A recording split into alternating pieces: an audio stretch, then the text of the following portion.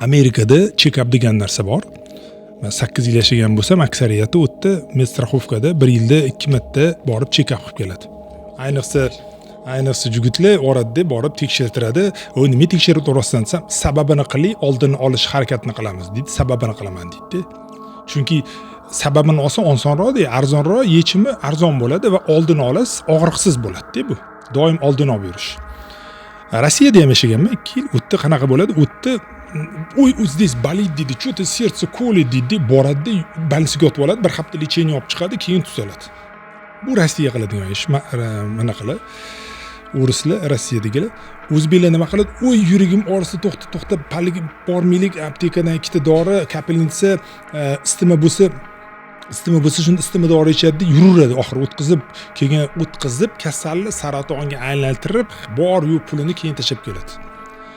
Qaysi bir arzonroq tushadi?